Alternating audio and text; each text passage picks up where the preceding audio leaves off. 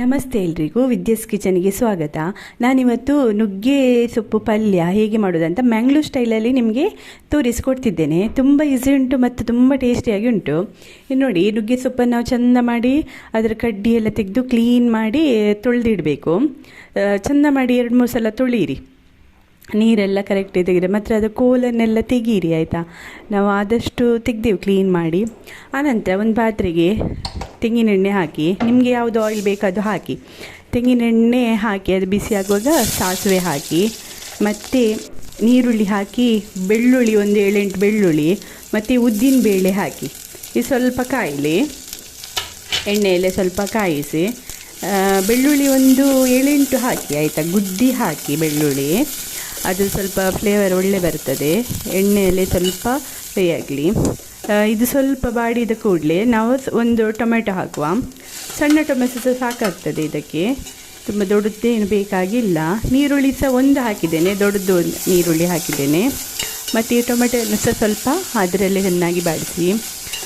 ಈ ರೀತಿ ನೀವು ಮಾಡಿ ನೋಡಿ, ತುಂಬ ಟೇಸ್ಟಾಗಿರ್ತದೆ ಇದು. ಆನಂತರ ನಾವು ನುಗ್ಗೆ ಸೊಪ್ಪನ್ನು ಇದಕ್ಕೆ ಹಾಕಬೇಕು.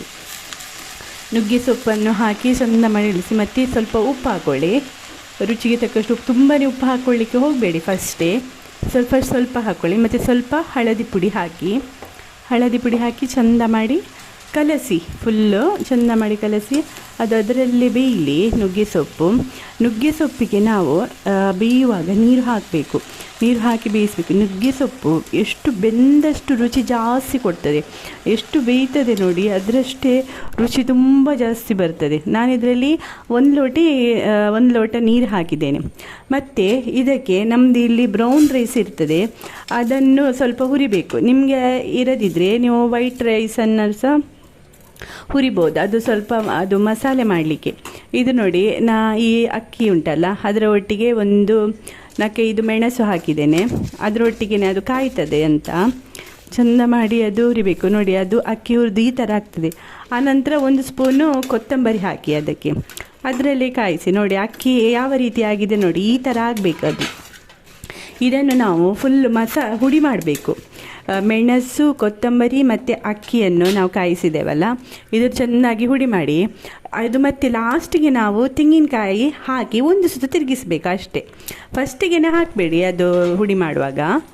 ಇದು ನೋಡಿ, ಈಗ ನಮ್ಮದು ನುಗ್ಗೆ ಸೊಪ್ಪು ಬೇಯಲಿಕ್ಕೆ ಇಟ್ಟದ್ದು ಇದು ಬೆಂತ ಬಂದಾಗ ನಾನು ಹುಡಿ ಹೇಳಿದೆಲ್ಲ, ಲಾಸ್ಟಿಗೆ ತೆಂಗಿನಕಾಯಿ ಹಾಕಿ ನೀವು ತಿರುಗಿಸಿಟ್ಟಿದ್ದೀರಲ್ಲ, ಆ ಹುಡಿಯನ್ನು ಇದಕ್ಕೆ ಹಾಕಿ ಮಸಾಲೆ ಸರಿಯಾಗಿ ಮಿಕ್ಸ್ ಮಾಡಬೇಕು. ಇದನ್ನು ಚೆಂದಾಗಿ ಅದು ಹಿಡಿದಿಡಬೇಕು. ತುಂಬ ಟೇಸ್ಟ್ ಆಗ್ತದೆ.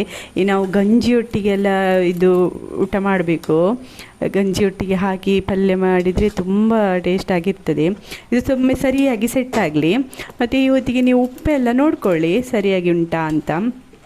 ಈ ರೀತಿ ಮಾಡಿ ನೋಡಿ, ಹೇಗಾಗಿದೆ ಅಂತ ಹೇಳಿ. ನನ್ನ ಚಾನಲನ್ನು ಸಬ್ಸ್ಕ್ರೈಬ್ ಮಾಡಿ, ಲೈಕ್ ಮಾಡಿ, ಕಮೆಂಟ್ ಮಾಡಿ. Thank you.